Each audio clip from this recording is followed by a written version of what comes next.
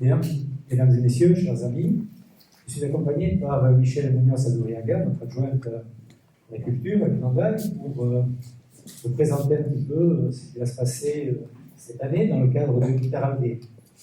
C'est l'occasion pour moi de rappeler que l'édition 2020 s'est exercée, a eu lieu dans un contexte assez particulier, pour ne pas dire dramatique, pour certaines activités culturelles, sportives, festives, et que malgré ça, la ville d'Andaï avait maintenu la réalisation du Guitaraldé, et l'a maintenu avec succès d'ailleurs, en respectant des jauges légèrement inférieures que celles qui sont normalement les nôtres, et sur une esplanade de Villasoa, évidemment, qui pouvait se permettre de les accueillir.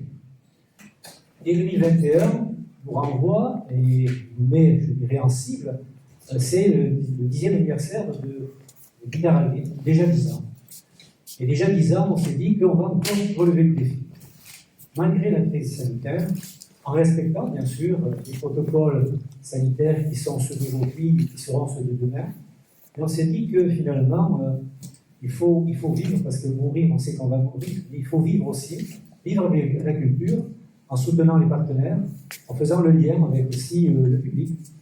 Donc moi je remercie, c'est l'occasion pour moi de remercier nos partenaires que sont l'association Guitaraldé, que sont les services culturels de la ville d'Andaï, que sont l'équipe, l'Andaï Tourisme, que sont la régie des fêtes, qui nous entourent, qui nous conseillent, et qui animent, je dirais, ce cadre assez exceptionnel que sont le cadre des concerts de Guitaraldé. Alors pour ce faire, le 10e anniversaire, c'est un gâteau avec beaucoup de bougies, et là notre gâteau sera la présence d'une tête d'affiche, on peut dire le nom. Bien sûr, donc on a prévu, entre autres, la présence de Thomas Dutronc, qui sera parmi nous.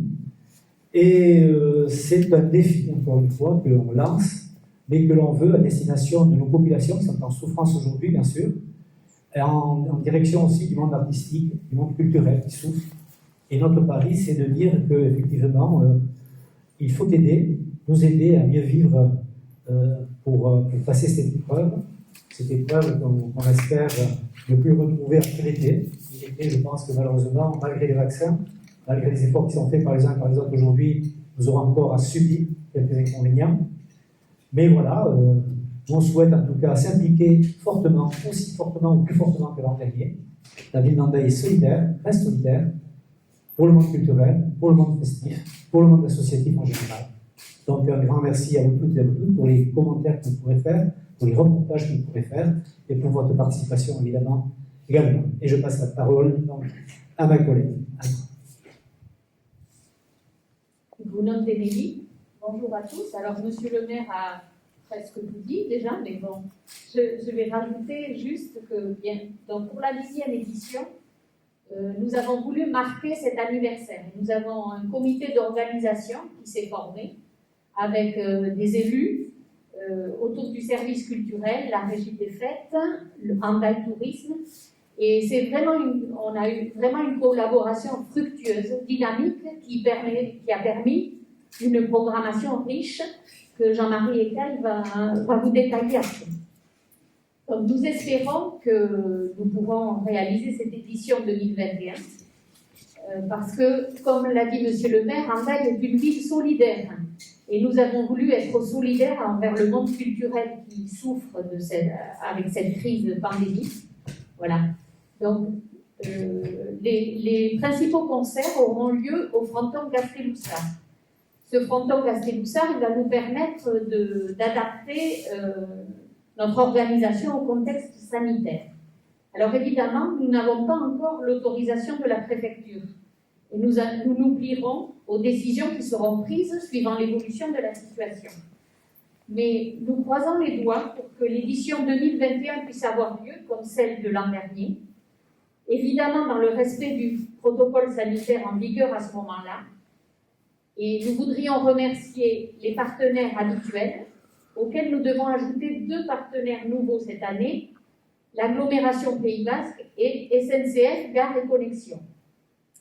Alors, nous espérons que Andaï pourra ouvrir l'été en guitare. permettra d'égayer un peu l'existence un peu terne actuelle de toute la population et d'aider énormément les artistes qui en ont besoin. Voilà ce que un peu la position de la régie des fêtes. Oui, bonjour, donc Jean-Marie Ecaille.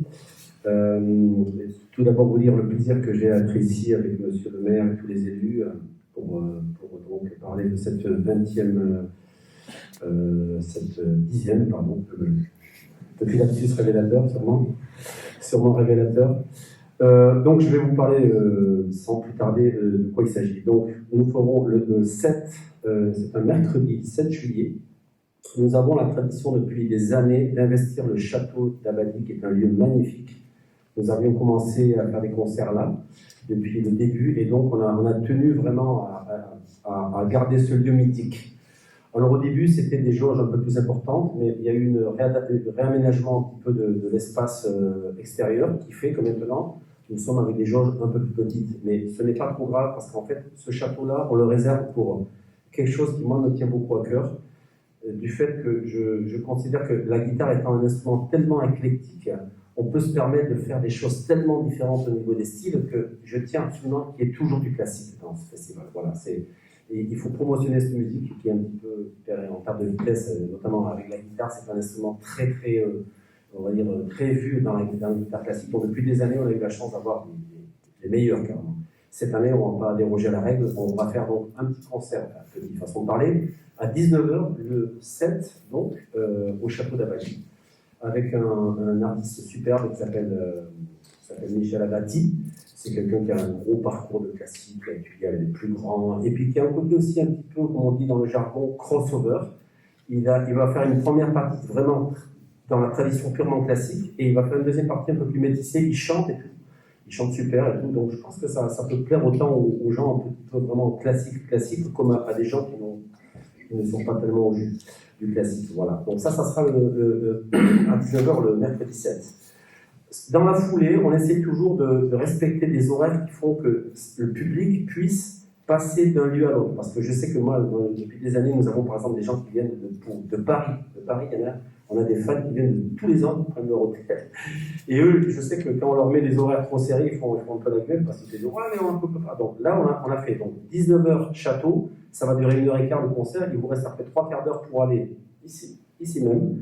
On va investir cette salle dans le guitare, ça me paraissait logique d'investir cette salle. Et là, on a la chance d'avoir un artiste qui, au niveau de la bassitude, pour ainsi dire, est vraiment une des figures depuis 35 ans. Je veux parler de M. Rupert Ordorica. Alors pourquoi je l'ai choisi? Parce que non seulement je le connais depuis 35 ans, à l'époque où j'étais avec Itoy, on se fréquentait avec Bernard Boachaga, alors qu'il n'était pas connu, mais je suis allé par hasard pour un concert il y a 2 mois et demi à Irun, et j'ai vu Rupert, je me dis, bien sûr, il a un quartet avec un guitariste Archites, c'est très guitaradesque, au-delà du côté basque, un peu qui va être attrayant, je pense, et pour la presse, et pour nous tous en tant que basque, évidemment, mais il y a aussi une facture très très guitarale, vous allez voir, ça sonne terrible son groupe-là, c'est un quartet génial. Donc ça c'est le premier jour, d'accord? Deuxième jour, nous aurons 2 artistes qui étaient déjà venus jouer dans le off il y a quelques années, qui sont en train de commencer à vraiment se faire connaître. Cabrel a parlé d'elle, elles ont eu aussi des critiques dithyrambiques d'un certain Richard Bonin, dont elles auront pris un morceau. Je veux parler de Pauline et Juliette, évidemment. Donc elles vont faire la première partie au fronton au Gaspé-Lissard, on est là bien d'accord, à 21h. Ensuite, nous allons voir un artiste absolument exceptionnel. Je ne vous cache pas que je suis assez content de l'avoir eu, parce que ça fait 3 ans que je le cours après. C'est, on va dire, peut-être number 1 mondial au niveau guitare fusion. En termes, si ce n'est musicalement, c'est ce que je crois. En tous les cas, en termes de popularité, c'est le mec le plus connu. Je vais vous parler de monsieur Mike Stern en personne. Pour la communauté des fans de guitare, je pense qu'ils vont tous ouvrir les grands yeux. Voilà. Il écume les gros festivals du monde. Il a joué à Miles Davis, il a joué à Jaco Pastorius, il a joué à tout le monde, il a une carrière en solo. Et il se trouve que cette année, il n'est pas en tournée avec son groupe, à cause évidemment des restrictions Covid. Donc j'ai réussi, à travers des copains qui le connaissaient, J'ai réussi à le contacter en direct avec son agent. J'ai bataillé une semaine entière, 8 heures par jour, pour tout caler, parce que les Américains, c'est carré le truc. C'est-à-dire qu'il faut que vous sachiez qu'il vient en date spécialement de New York. C'est-à-dire qu'il fait un aller-retour. Vous voyez ce que ça suppose comme organisation pour nous. Il faut caler les moindres voyages. Ça fait un boulot de ouf.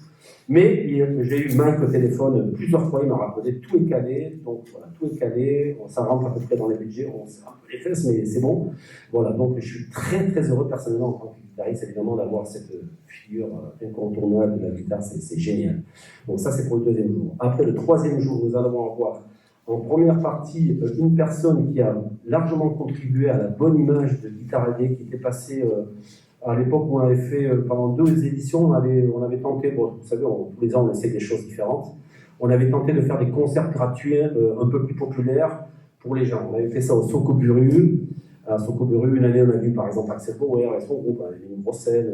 Et une année on avait eu aussi notre ami Michael Jones, que vous connaissez tous bien évidemment, et qui nous avait régalé, même le cafetier était ravi avec lui parce qu'il est adorable ce garçon.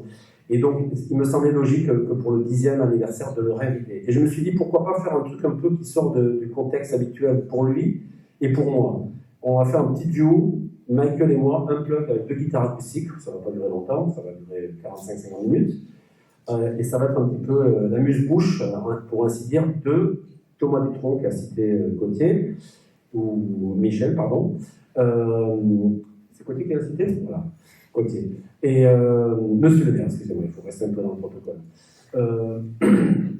Et donc, en fait, Thomas, c'est aussi un copain que je connais depuis 15 ans, voilà, etc.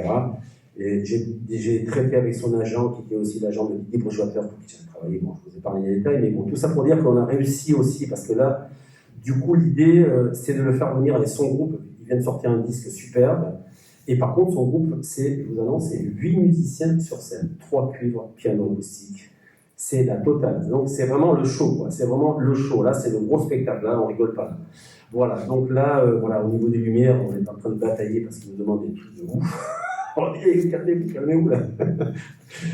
Donc voilà. Enfin, en tous les cas, on est en train de finaliser tous les détails. Et donc voilà. Donc ça va être super d'avoir donc Thomas, voilà, pour le plateau final.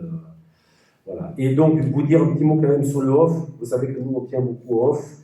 Non seulement ça crée une super ambiance, je trouve, ça permet de mettre en valeur certains artistes qui ne sont pas encore assez connus. Et puis aussi, par rapport en DAI, c'est aussi une façon justement d'investir plusieurs lieux dans DAI, de mettre un petit peu en DAI en valeur, ce qui n'est pas plus mal aussi. Donc voilà, on aimerait faire le off. L'année dernière, malheureusement, on a été obligé d'annuler. Cette année, j'ai bien peur que dans la globalité, le off va être annulé parce que les pauvres cafetiers, on ne peut pas leur demander à l'heure actuelle, tu ne peux pas préparer un petit piston là pour... Même si nous on les aide en tant qu'asso, c'est nous qui payons les charges sociales. C'est tout ce qui passe par le off, même si c'est des petits concerts dans les bars, tout est réglo. Si l'URSSAF elle passe, côtier, tranquille. Tout est un peu en règle. C'est nous qui nous en chargeons, on paye les charges sociales. Il faut que tout soit dans les clous, mais il faut quand même participer un petit peu les quartiers. Là, je pense qu'ils n'auront pas le cœur ni l'envie. Puis en plus, ils ne savent même pas s'ils vont être ouverts. J'en sais rien quoi. Donc malheureusement, cette année, le off n'aura pas lieu. Peut-être qu'il y aura juste un truc. Avec Laurent Pellegrin, ils vont peut-être, je ne sais pas où vous en êtes, il y aura peut-être quelque chose en ville à la place de la mairie. Peut-être qu'il y aura un petit truc, et d'ailleurs, si ça se fait, je vous réserve une petite surprise d'ailleurs. Voilà, je pense que j'avais fini. Bon, c'est bon ? Oui ? Oui, je ne sais pas si Laurent veut rebondir justement sur cette opération. Oui, disons que, comme l'a dit Jean-Marie, ça sera une surprise, donc on n'en parle pas Est-ce que ça se fera ou pas, c'est ça? On est en train de tout faire pour que ça se fasse. Jean-Marie, tu le sais. Ça serait le solo à ce moment-là, ça serait le solo. Ça serait le solo, donc on fait tout pour le faire. Voilà. Merci. Je pense que la plupart des informations ont été données. Peut-être que si vous avez des questions, en revanche, posées particulièrement à Jean-Marie, vous pourrez le faire après, parce qu'il y a une petite surprise. Jean-Marie va vous présenter ça aussi. Des jolies surprises, une avant-bouche, hein, comme il a dit lui-même. Voilà. Il n'y a pas de questions en particulier qui pourraient profiter à tout le monde. C'est clair pour tout le monde. Juste rajouter peut-être que les réservations seront en ligne dès cet après-midi. Hein. Donc voilà, c'est le lancement de promo. Et on veut évidemment lancer la billetterie aussi en parallèle. dépêchez-vous de réserver. Oui, peut-être, juste je rebondis sur ce que dit, effectivement, avec les jauges Covid, ça peut être vite limité, notamment dans cette salle, au château. Hein, c'est des jauges limitées, c'est certain. Et même au fronton Gasteloussa, où malheureusement, en appliquant la mesure sanitaire de 4 mètres carrés pour une personne, vous imaginez, on divise par 4 la surface. Je fais un petit mot parce qu'il ne s'est pas présenté, ce garçon. David Gallet travaille à la mairie. C'est avec lui que j'ai créé le festival il y a 10 ans et il se charge de toute la production en relais mairie par rapport à l'assaut. Bon, c'est lui qui se charge de la production. Je tenais à le préciser, d'où la légitimité du fait qu'il parle. Bon, c'est avec lui. Donc le 9 juillet, on va jouer à Hendaye. Ouais. Et en chandail. Non, il fera beau là, on n'a pas besoin de chandail. Il fait toujours beau. À Hendaye. Toujours beau. D'accord. Tu surfes? Et on a hâte de jouer surtout. Je surfe avec tout. Il surfe sur le flagboard. Je surfe sur les blagues. Avec sa guitare. Sur les blagues pourries. On se retrouve pour les 10 ans de Guitar Day le 9 juillet. C'est le 9 juillet alors qu'on vient. C'est le 9 juillet. On va jouer. Putain, moi, je fais ta première. On a hâte d'être au 9 juillet quoi. Putain. On va se déconfiner à mort. Qu'est-ce que t'en penses? Ça va?